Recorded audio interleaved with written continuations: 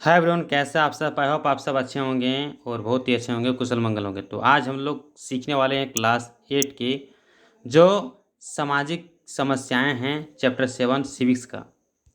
अर्थात क्लास 8 का civics chapter number 7 सामाजिक समस्याएं का जो ऑब्जेक्टिव क्वेश्चन आंसर हम पहले से करवा चुके हैं। तो अगर ऑब्जेक्टिव आपको देखना है तो आप जा करके प्ले लिस्ट में देख सकते हैं।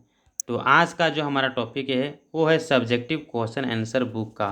ये भी JCERT के अनुसार से, JCERT झारखंड बोर्ड से अगर आप बिलोंग करते हैं तो ये क्वेश्चन आंसर आपका हूबहू आपकी किताब से मैच कर जाएगा और ये एग्ज़ाम में भी आएगा। चूँकि एग्ज़ाम में जो सेकेंड टर्म की अगर बात करें तो सेकेंड टर्म में आप लोग को जो आने वाला है वो सब्जेक्टिव रहने वाला है। तो सब्जेक्टिव जब आएगा तो आप लोग को चैप्टर वाइज हम सीरीज लेकर के आ रहे हैं। तो अपने दोस्तों को इसे शेयर करें, उसे भी पढ़ने के लिए कहें। तो चलिए शुरू करते हैं। तो सबसे पहले पहला जो क्वेश्चन बात करें तो पहला क्वेश्चन में क्या है कि उसमें टिक लगाने के लिए दिया है, भरने के लिए दिया, तो वो तो नहीं पूछेगा। अब बात करते हैं हम लोग सब्जेक्टिव का। तो सब्जेक्टिव दूसरा का पहला क्या दिया है, बाल विवाह अधिनियम 2006 में क्या प्रावधान है, यही क्वेश्चन दिया है किताब में दूसरा का। तो कहता है दूसरा का पहला, तो कहता है सबसे पहले बाल विवाह कहते किसको हैं। तो बाल विवाह कहता है लड़के और लड़की का जो विवाह क्रमशः 21 वर्ष या 18 वर्ष से अगर कम में करते हैं तो उसे हम बाल विवाह कहते हैं। और ऐसा करने पर क्या मिलता है, तो भैया ऐसा करना कानून अपराध माना जाता है। नियम कानून है कि भैया अगर ऐसा करते हैं तो आप कानून का उल्लंघन कर रहे हैं, अपराध कर रहे हैं। अगर लड़की के माता पिता ऐसे विवाह में अनुमति देते हैं भैया कि हाँ शादी करो तुम, या सहायता कर रहे हैं, हेल्प कर रहे हैं, मदद कर रहे हैं शादी करने में, ठीक है, या रोक नहीं पाए उसको, तो वो दंड के भागीदार होंगे।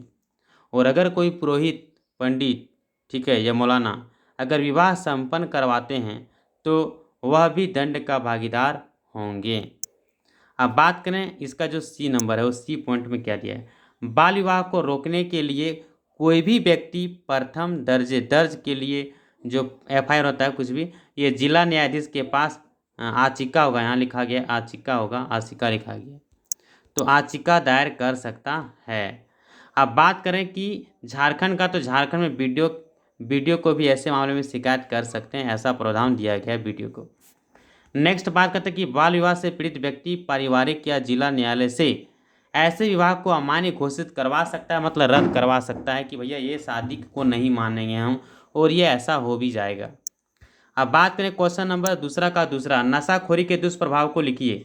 तो नशाखोरी के जो क्या क्या नुकसान है, हानि है, इस चीज़ को लिखने के लिए कहा जा रहा है। तो चलिए इसको देख लेते हैं, थोड़ा सा जूम करके हम बड़ा कर देते हैं। तो जो पहला आंसर है ये है एकाग्रता में कमी होती है ना।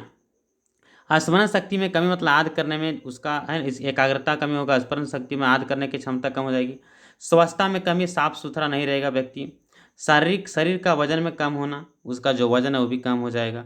अपराधी प्रवृत्ति का जन्म लेना, ठीक है, अपराधी प्रवृत्ति के जो अपराध होते हैं उसके अंदर में मानसिक में अपराध का जन्म हो जाएगा, वो अपराध ज़्यादा करेगा।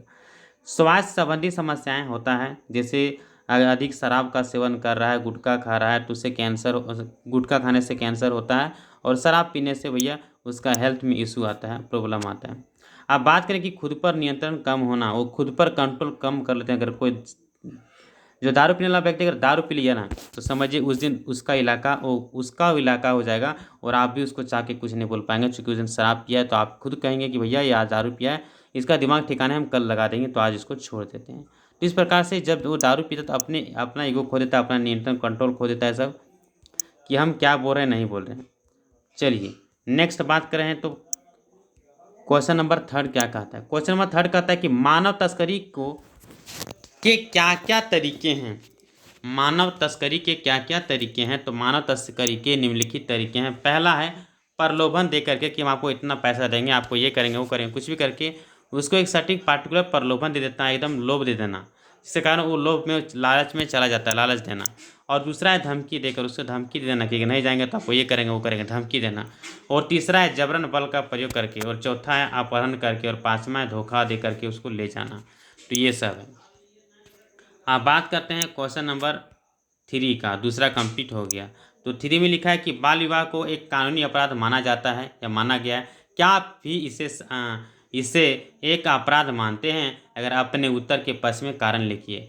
तो हमने कहा कि हाँ भैया बाल विवाह को कानूनी अपराध माना गया है और हम भी इसे एक अपराध मानते हैं, ठीक है, और इसके पक्ष में कारण भी हम आपको दे रहे हैं। तो सबसे पहले बात करते हैं, हाँ, इसका नकारात्मक प्रभाव लड़के और लड़कियां दोनों पर पड़ता है। तो बात करें क्या प्रभाव पड़ता है, तो शारीरिक विकास कम होता है, स्वास्थ्य थोड़ा सा दिक्कत होता है, स्वास्थ्य भी अच्छा नहीं रहता है, स्वास्थ्य नहीं रहता, उसका मानसिक अच्छा नहीं रहता है, कमज़ोर रहता है, भावनात्मक रूप से कमज़ोर होता है, शिक्षा वगैरह नहीं ले पाता है। तो ये सभी चीज़ों से उसका बुरा प्रभाव पड़ता है। और कम उम्र में शादी करने से क्या होता है, तो बच्चे जो पैदा होते हैं वह कमज़ोर होते हैं, जिसके कारण बाल मृत्यु दर में भी वृद्धि होती है। तो इस प्रकार से आप क्वेश्चन नंबर 3 का आंसर दे पाएंगे। बात करें क्वेश्चन नंबर 4 का, मानव तस्करी मानवता के विरुद्ध अपराध है, इस कथन की व्याख्या करें। जो मानव तस्करी है ये अपराध माना गया है, ऐसा क्यों भैया?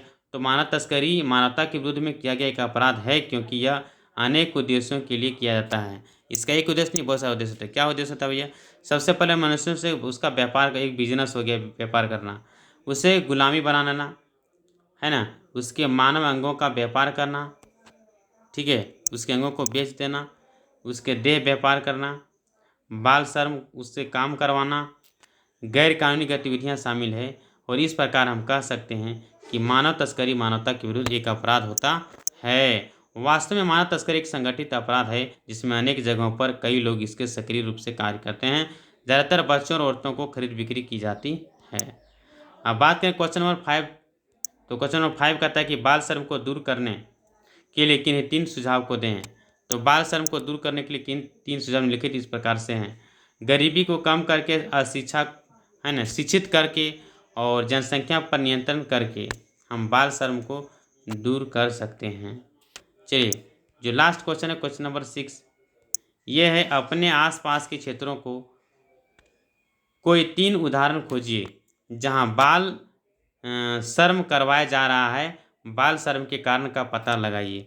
तो सबसे पहले हम अगर अपने बात करें तो बाल श्रम को कहाँ कहाँ देखें, तो सबसे पहले हम गाड़ी का गैरेज में जो सर्विसिंग कराने के लिए गए 2 चक्का, तो वहाँ पे देखें कि जो बच्चे थे वो बाल श्रम काम कर रहे थे। कहने का मतलब हमारा ये है, आपको आस-पास के अगल-बगल में आपको देखने के लिए कहा जा रहा है। तो बच्चे, आप अपने आस-पास घर के बगल में इधर-उधर कहीं न कहीं ध्यान दे कर के देखिए, आपको ये चीज़ें ज़रूर मिलेगा। और दूसरी हम बात करें कि होटल में काम करते हुए, तो हाँ, जब आप कोई होटल में नाश्ता पानी करने के लिए जाते हैं या गए होंगे, तो ज़रूर देखे होंगे कि वहाँ पे जो बच्चा होता है वो 18 साल से या 16 साल से छोटा होता है, जो कि होटल में कार्य कर रहा होता है। उसके पास कुछ ना कुछ मजबूरी होता है, शौक से कार्य नहीं करता है। अब बात करें क्वेश्चन नंबर 3, क्या देखा मैंने, सॉरी, तो रेलवे स्टेशन में जूता पॉलिश करते हुए आपने देखा होगा, उसके पास भी एक मजबूरी होता है। तो ये 3 चीज़ें हमने देखा था, जो कि मैंने बता दिया। अब बात करें हम कि सर इसके 3 कारण क्या थे, तो 3 कारण, एक कि गरीबी, अगर गरीबी नहीं रहेगा उसके पास तो ऐसा काम नहीं करेगा, बिल्कुल नहीं करेगा।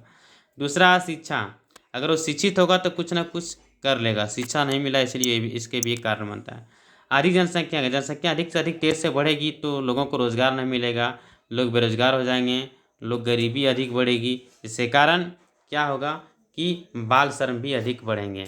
ओह, किधर घूम जाता है यार। तो इस प्रकार से आपने देखा कि जो हमारा चैप्टर नंबर 7 था, इधर घूमो, हाँ, चैप्टर नंबर जो 7 था, ठीक है, तो सिविक्स का चैप्टर नंबर 7 कहता है क्लास 8 सिविक्स, चैप्टर नंबर 7 सामाजिक विज्ञान, सामाजिक समस्याएं, ये आपका कंप्लीट हो गया। तो इस प्रकार से हमारे चैनल पे आपको चैप्टर वाइज टर्म 2 के लिए, है ना, ऑब्जेक्टिव मिल जाएगा, सब्जेक्टिव मिल जाएगा, ठीक है, दोनों मिल जाएगा। एग्जाम में अगर सब्जेक्टिव आने की संभावना ज़्यादा है, मतलब एग्जाम में आपको सब्जेक्टिव पूछा जाएगा, तो इसीलिए आप लोग को सब्जेक्टिव थोड़ा सा पढ़ लेना है। तो सब्जेक्टिव जरूर पढ़िएगा, ताकि एग्ज़ाम में आप लोग अच्छे तरीके से नंबर ला सकें और लिख सकें। तो अगर आपने अभी तक हमारे चैनल को सब्सक्राइब नहीं किया है, तो अभी जस्ट तुरंत सब्सक्राइब करें और बगल में बेल आइकन होगा उसे भी दबा दें, और अपने दोस्तों को अधिक से अधिक शेयर करें। और अगर वीडियो अच्छा लगा हो तो आप हमारे चैनल को, उस वीडियो को लाइक करें और कमेंट करके बताएं कि कैसा लगा मेरा ये वीडियो, और आगे वीडियो आना चाहिए या नहीं आना चाहिए। इसके बाद हमारे डिस्क्रिप्शन में लिख दिया गया, तो आप चाहे तो हमें फेसबुक पर फॉलो कर सकते हो। फेसबुक का लिंक दिया गया है, इंस्टाग्राम का लिंक दिया गया है, तो वहाँ पे जाके फॉलो अवश्य कर लें।